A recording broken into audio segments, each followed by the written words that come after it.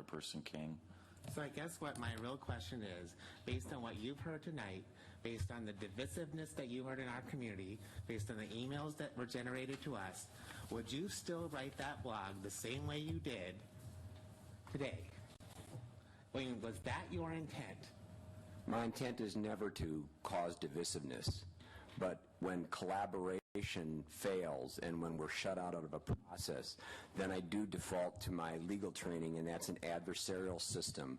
And an adversarial system sometimes believe that through conflict you actually have a greater opportunity to explore the truths from 360 degrees, as is the case. This thing was getting no traction, no attention, no public discussion until such time as we were finally allowed to take the gloves off and actually talk about it, because this committee has been convened since last November. Yes, we have a staff member assigned, Captain Mary Schaaf. Our level of participation for a community-based initiative seems to have basically left the police on the sideline with very little facilitative input as subject matter experts on anything. I would think that at some time in 7.5 months, the chief of police would be asked something about where I see the direction or those areas that are perhaps the most compelling relative to their own independent conclusions. That was never done. Then I was told there'd be an opportunity to respond once the price tag grew at BOE. The mayor turned to me, said, "Staff, are there any questions?" Summarily, none. There's been no opportunity, and I'm not going to independently, when I'm being told, stay away, this is an independent process, we've shown for the last 7 months we don't want you to weigh in on this, it has to be autonomous of the Madison Police Chief. Well, then it makes it very difficult to come together in the same extent of that. And excuse me, can I just finish here, please? It's a little distracting. Thank you. Appreciate that. And so to that extent, I feel like we were left out on the sideline with very little input. Very little in terms of what the scope or the dimensions or the direction would be. And I do think at some point, if you claim to be community-based and inclusive policing, we are still a part of the community. So to Alder King's question of the poor Fitzsimmons, I wrote it down. Hold on. I thought I already apologized. We've given your police department everything they ask for. Alder King, correction in word phrases. This is our police department. This isn't about us versus you. This is about everybody, I hope, that has a stake in public safety issues. And frankly, that's how these issues are now being dichotomized, as if this was some sort of an empire that's being defended. This is everybody's public safety issue. With respect to how the police are supported, yes, I want to draw a distinction between support which is provided for Midtown, for personnel, for public safety. You folks run for office. I don't think that's a contrary platform on which to garner votes.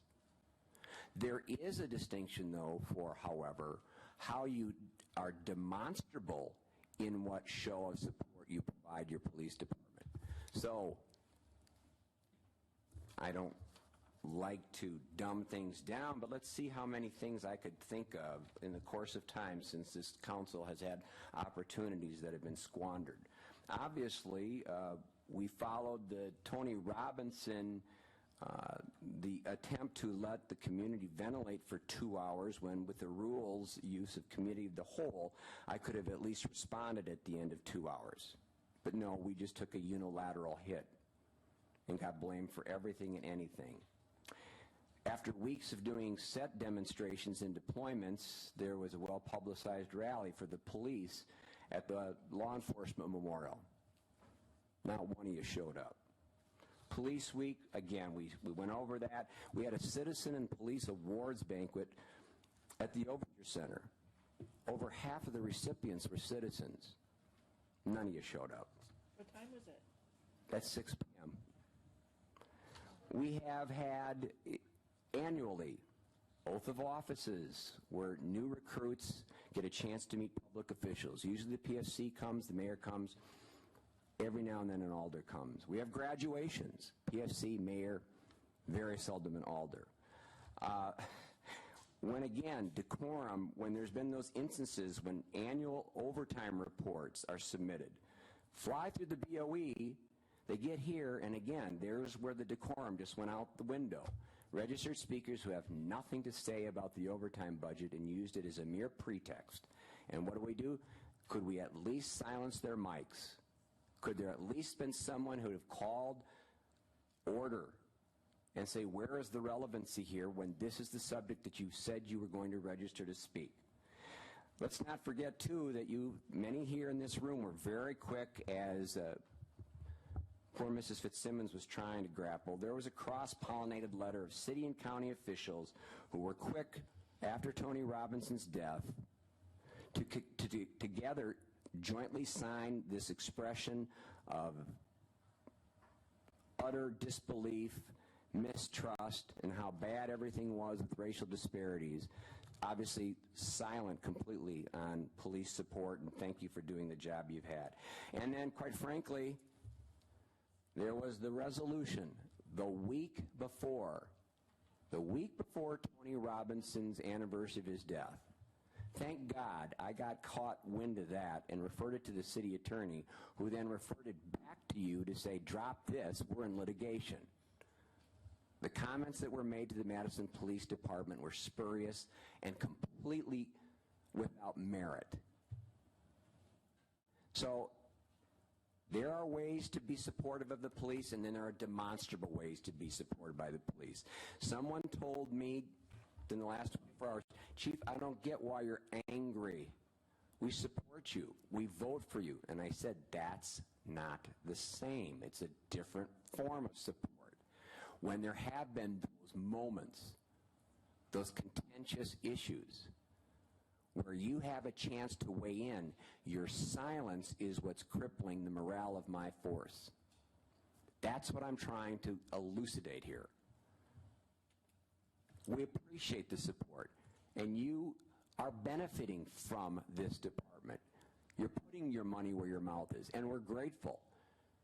But now we're asking for something more. We are laboring in a very toxic and challenging environment, and it would be nice if from time to time we could rely on some symbolic support, verbally or in writing, or just by showing up. I'll ask an open-ended question. How many of you ever drop by to your district station to thank the people and what their work is? Good. Good. Because, interestingly enough, besides having words twisted about the police not wanting this, it was, is it time, and is it for that price? Those are completely different than saying you're fighting an evaluation. No one has ever been fighting an evaluation. Thank you, Alderperson Hold up. King. And just by way, in my blog, I don't name names. I just talk about an attitudinal mindset that I'm getting from the council and that officers feed back to me. I didn't go to the point of saying, I'm all about, my whole life has been about fighting white men throwing temper tantrums. That sounds rather sexist.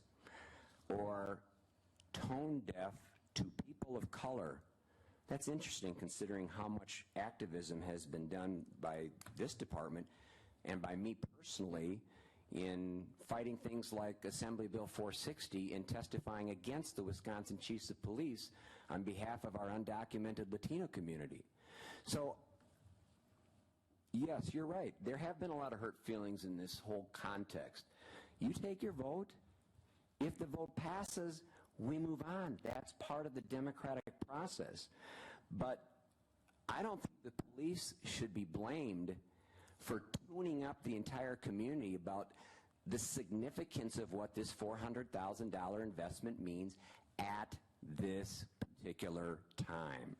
No one said we were against it. Thank you. Thank you, Alderperson King. You still have the floor. I do want to follow up on the question, because Dan